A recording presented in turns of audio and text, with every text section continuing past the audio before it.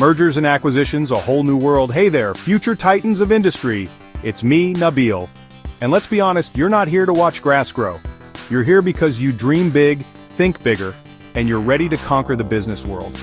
Well, strap in, because today, we're diving headfirst into the exciting world of mergers and acquisitions. We're talking about the high-stakes chess game where companies collide and empires are built. Think of it as corporate matchmaking, but instead of swiping right, we're talking billion-dollar deals and boardroom showdowns. Mergers and acquisitions come in different flavors, each with its own unique spice. Some are all about expanding your territory like a conquering hero planting their flag. Others are about streamlining like a well-oiled machine optimized for maximum efficiency. And then there are those that are just plain strategic, like a chess master playing 10 moves ahead. Let's explore the 5 main types of these captivating corporate maneuvers.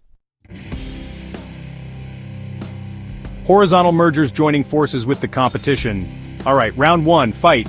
We're starting with horizontal mergers, the main event where two companies in the same industry decide to, well, become one big happy family.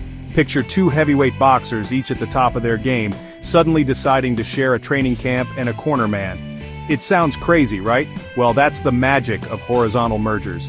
It's all about eliminating the competition, grabbing a larger slice of the market share pie, and squeezing out those sweet, sweet cost synergies. Imagine the efficiency, the combined resources, the sheer power. It's like combining Iron Man's repulsors with War Machine's firepower. You get a force to be reckoned with. Now let's bring this concept down to earth with a real-world example you know and love, Disney and Pixar.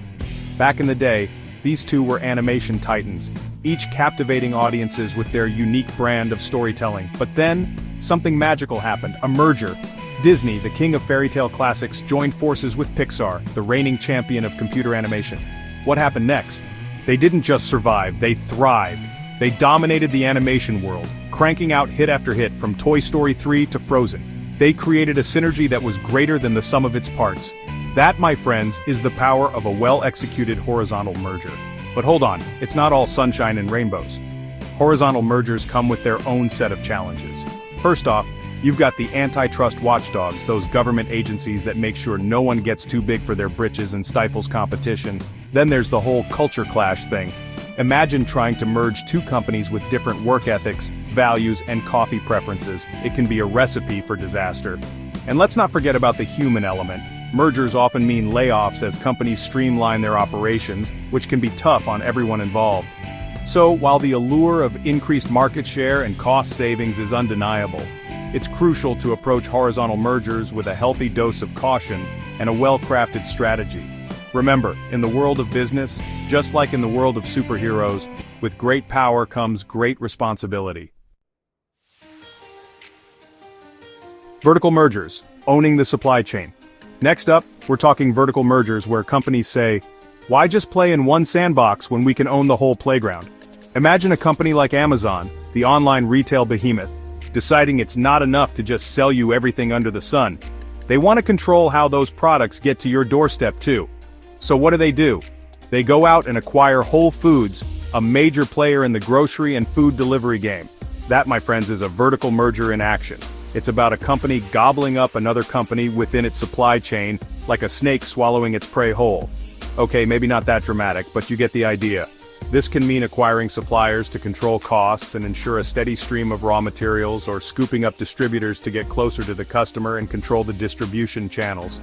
Think of it like this. Imagine you're Tony Stark, and you're tired of relying on outside vendors for your Iron Man suit parts. It's slow, it's unreliable, and frankly, it's beneath you. So what do? You acquire those vendors. Suddenly you've got a vertically integrated operation controlling everything from the mining of the vibranium to the final assembly of your arc reactor. But wait, there's more. Vertical mergers aren't just for giant corporations with Tony Stark-sized ambitions. They can be a game changer for smaller companies too. Imagine a small craft brewery that's struggling to get its product on store shelves. By acquiring a local distributor, they can suddenly reach a much wider audience and control their own destiny.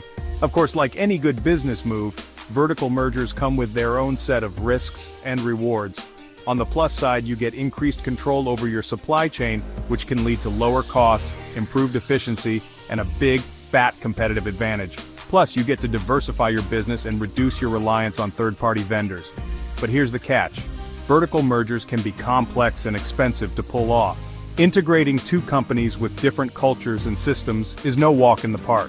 And if you're not careful, you might end up with a bloated, inefficient behemoth that's more trouble than it's worth. Chapter 3. Conglomerate mergers. Diversifying your portfolio, conglomerate style.